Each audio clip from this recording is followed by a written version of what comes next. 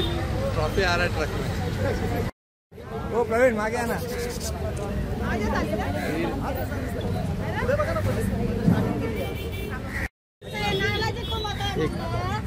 मुंबई कांग्रेस अध्यक्ष वर्षा गायकवाड़ ने नाला सफाई पर लगाया भ्रष्टाचार होने का आरोप। बोली, इसकी जांच हो। कुर्ला विधानसभा की श्रमजीवी नाला की साफ सफाई कार्य का जायजा लेने पहुंची मुंबई कांग्रेस अध्यक्ष वर्षा गायकवाड़ ने नाला सफाई कॉन्ट्रैक्ट में भ्रष्टाचार होने का आरोप लगाया और इसकी जांच की मांग की। इस दौरान उत्तर मध्य मुंबई कांग्रेस जिला कार्याध्यक्ष सुभाष भालेराव और पूर्व नगर सेविका वंदना सावले सहित स्थानीय लोग मौजूद थे। सुभाष भालेराव ने कहा कि कांग्रेस कार्यकर्ता इस सफाई कार्य पर नजर रखेंगे। अधिवेशनाच्या काळात मी सुद्धा आमदार होते आणि त्यावेळी त्यांनी भाषण केलं होतं। ते भाषण मला आजही काळामध्ये त्याच्यामध्ये आणि माझं स्वतःचं नाव पण घेतलं होतं की वर्षाताई बघा मुंबईचे रस्ते आम्ही कसे करू। आज दुर्दैवाने मला सांगायला पाहिजे मी सगळ्या डीएमसी ऑफिसला जावं। मी त्याच्या संदर्भात ट्विट पण केलेलं आहे की मुंबईमधले जितके रस्ते आहेत त्याच्यापेक्षा जे मंजूर होते त्याच्यापेक्षा 50% रस्त्याचं काम अद्यापही सुरू झालेलं नाही, ज्याचं टेंडर सन्माननीय एकनाथ शिंदे साहेब मुख्यमंत्री असताना 22 आणि 23 मध्ये झालेलं आहे आणि ज्या इन्फ्रास्ट्रक्चर कंपनीला जे टेंडर दिलेलं आहे ती इन्फ्रास्ट्रक्चर कंपनी ते काम सुरू पण करू शकलेले नाही। मग मला सांगा की ते काम त्यांना का दिलं जर त्यांची कॅपॅसिटी नव्हती तर। आता जे कामं पूर्ण झाली ती जवळपास 10 ते 20% कामं जी आहेत ती पूर्वतीला आलेली आहेत आणि त्याच्यापेक्षा पुढची जी कामं आहेत ती आता अजूनही चालू आहेत। मला सांगा पावसाळ्यात तुम्ही रस्त्याचं काम करू शकता का? मग काय जबाबदार कोण आहेत? माझं तर म्हणणं आहे की त्यांच्या काळात जितका भ्रष्टाचार झाला त्या पूर्ण भ्रष्टाचाराची चौकशी व्हायला पाहिजे। ज्यांच्या काळात जी टेंडर रस्त्याच्या बाबतीमध्ये दिली गेली त्याची पूर्ण चौकशी व्हायला पाहिजे आणि म्हणूनच मी सातत्याने देवेंद्र फडणवीसजींना म्हणते की तुम्ही मागचं बोलताय त्यांचे करायचे करा पण ह्यांची पण त्या ठिकाणी करण्याचं काम करा। ज्या तऱ्हेने नाले सफाई आणि रस्त्यामध्ये मोठा भ्रष्टाचार झालाय त्याची चौकशी व्हायला पाहिजे। एसीबीच्या माध्यमातून चौकशी। मी पण पाहणी केली, तुम्ही पण पाहणी केली। आपण नाल्याच्या इथे आहोत। मी 8 दिवसापूर्वी डीएमसी कडे मीटिंग घेतली होती आणि या संदर्भामध्ये अगोदर सुद्धा प्रश्न विचारला होता। आम्हाला सांगितलं होतं की 20-25% जे आहे त्या नाल्याची सफाई झालेली आहे। पण आज आम्ही जेव्हा तयार आहोत त्या स्थानिक महिलांना तुम्ही ऐकलं असेल त्यांचं मत होतं ते कोणी आलंच नाही। काल आम्ही सांगितल्यानंतर की आज आम्ही नाल्याची तपासणी करायला येणार आहोत। त्याच्यानंतर तुम्ही बघताय की आता जेसीबी लावून त्या ठिकाणी साफसफाई करण्याचं काम आता सुरू केलेलं आहे। महत्वाची गोष्ट आहे की आता पावसाळा आपल्याला माहिती आहे की या वर्षी तर लवकरच आला, मे महिन्यातून पावसाळा सुरू झालेला आहे। नाले सफाईच्या बाबतीमध्ये सातत्याने मोठ्या प्रमाणामध्ये भ्रष्टाचार होतो हे तर आपण सांगतोय। त्याच्यामध्ये वेगळ्या टेक्निक आपल्याला पाहिजे हे सुद्धा आपण सांगतोय। म्हणजे आता मुंबई महानगरपालिकेने सांगितलं आणि AI वापरतोय, आम्ही रॉबोट वापरतोय, आम्ही वेगवेगळ्या टेक्निक वापरतोय, त्यांच्यावरती भ्रष्टाचारा संदर्भामध्ये आरोप झालेले आहेत। आमचं म्हणणं एवढंच आहे की ज्या तऱ्हेने पावसाळ्याची सफाई व्हायला पाहिजे नाले सफाई पावसाळ्यापूर्वी ती झालेली नाहीये। तुम्ही बघू शकता त्या ठिकाणी पूर्णपणे तो नाला जो आहे तो पॅक आहे आणि आमचा आरोप आहे की सातत्याने नाले सफाईच्या बाबतीत जे वर्तवणूक केल्या जातात आता पुन्हा हा ठेवला इथे बघा कचरा काढलेला हा शीट आणि हा शीट जो आहे ना तो 4 दिवस म्हणून राहणार आणि समजा पाऊस पडला तर 8 दिवस इथे राहणार। चौकशी व्हायला पाहिजे, एसीबीच्या माध्यमातून याची चौकशी व्हायला पाहिजे। सातत्याने मुंबईकरांना जो त्रास सहन करावा लागतो हा जो पैसा दिला जातो जो कॉन्ट्रॅक्टरांना किंवा बाकीच्यांना हा पैसा पूर्णपणे जो आहे तो मुंबईकरांच्या कष्टाचा पैसा तो त्या ठिकाणी जो आहे तो त्या ठिकाणी वेस्ट होतो असं आमचं म्हणणं आहे आणि म्हणून या सगळ्या गोष्टीची चौकशी झाली पाहिजे।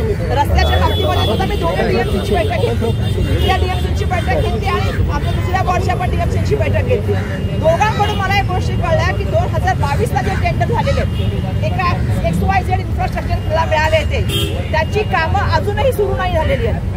म्हणजे तुम्ही जर बघाल तर 30-30, 40-40, 60 रस्ते असतील तर त्याच्या अर्ध्यापेक्षा जास्त रस्ते अजून सुरुवात झालेली नाहीये। 10 ते 15 रस्त्याचं काम सुरू झालेलं आहे। तर अशा तऱ्हेने करोडो रुपयाचं कॉन्ट्रॅक्ट एका वेगळ्या व्यक्तीला ज्याचं काम करण्याची कॅपॅसिटी नाहीये, जो काम सुरू केलेलं नाहीये अशा इन्फ्रास्ट्रक्चर कंपनीला जे आहे त्या कंपनीला दिला जात असेल तर त्या ठिकाणी तो मोठ्या प्रमाणामध्ये भ्रष्टाचार आहे। ज्यांनी या 3 वर्षामध्ये टेंडर होऊन काम सुरू केलेलं नाही त्यांना ते ब्लॅकलिस्ट केलंच पाहिजे, पण त्यांच्याकडे पेनल्टी घेतली पाहिजे आणि त्यांच्यामुळे मुंबईची अवस्था अशी झालेली आहे की काही ठिकाणी रस्ते बनलेले आहेत, काही ठिकाणी रस्ते बनलेले नाहीयेत, खोदून ठेवलेले आहेत। आज मुंबईकरांचं जीवन जे दुर्धर करण्याचं काम केलेलं त्याला सगळ्यात महत्त्वाची जबाबदारी कोणाची असेल तर मुंबई महानगरपालिकेची आहे आणि त्यासाठी मी राज्य सरकारला पण जबाबदार सांगते। एका ठिकाणी राज्य सरकार सांगते की तुम्ही 22च्या आधीच्या ज्या आहे त्याची काय म्हणतात चौकशी करा, त्याची इन्क्वायरी करा। माझं म्हणणं आहे 22 पासून आज 25 पर्यंत का चौकशी होत नाही?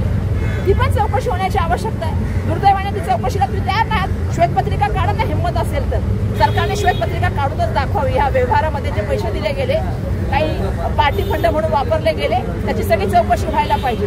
गल्ल्यामध्ये काम नाही, नाले सफाई नाही, रस्ते मुंबईचे चांगले नाही, ही जबाबदारी कधी घेणार शासन?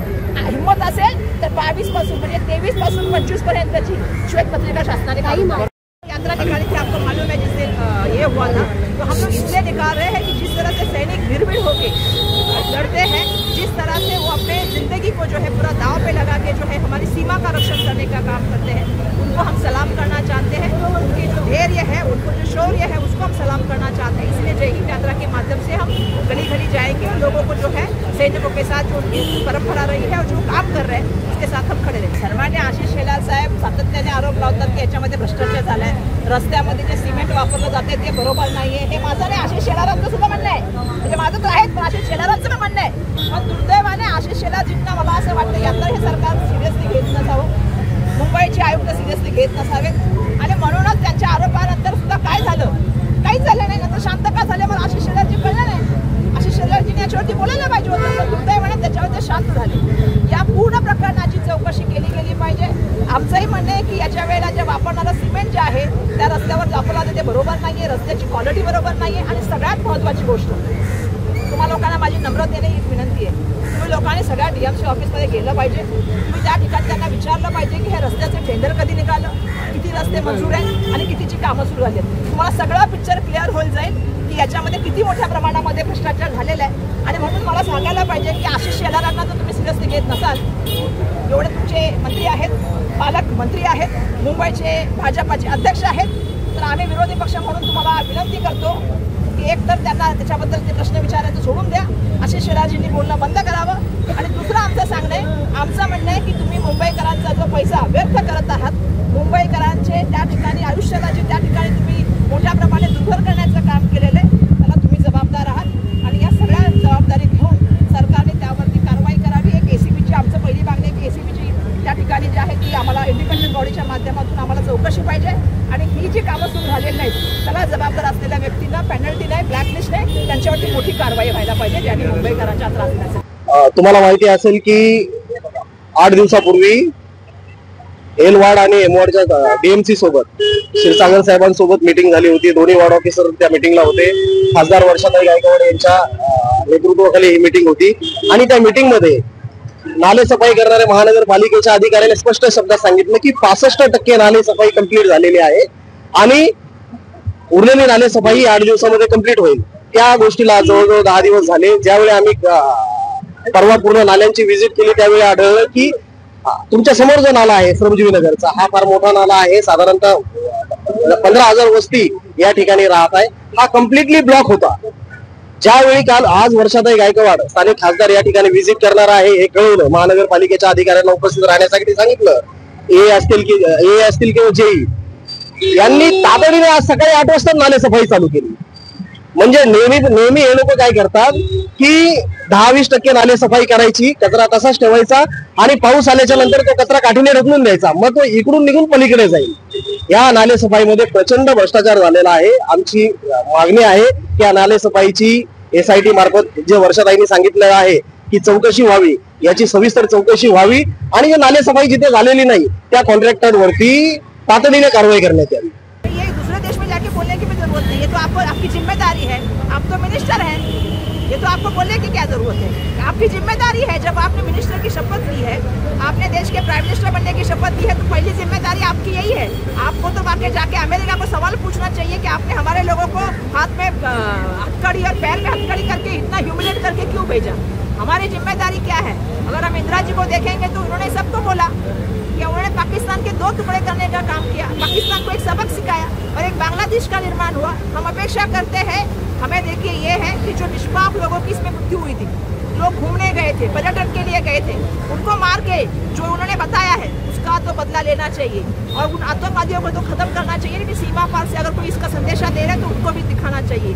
हम सिर्फ अपेक्षा नहीं करते कि बातों में और आंखों में दिखे, लाल आंखें और ये वर्तन में भी दिखना चाहिए. वर्षाताईने जेव्हा संयुक्त मीटिंग घेतली एमवाडला, एमवाडचे सगळे अधिकारी उपस्थित होते. मलाही त्यांनी उपस्थित राहायला सांगितलं, पण माझी तब्येत बरी नव्हती, मी ऍडमिट होते, मी काही येऊ शकले नाही त्यावेळेस. पण ताईंनी जो निर्णय घेतला तो फार चांगल्या तऱ्हेने निर्णय घेतला. कारण या प्रभागामध्ये खूप हा नाला प्रत्येक वर्षी नाला तुडुंब भरलेला असतो आणि हा नाला प्रत्येक वर्षी हा पूर्णपणे साफ होतच नाही.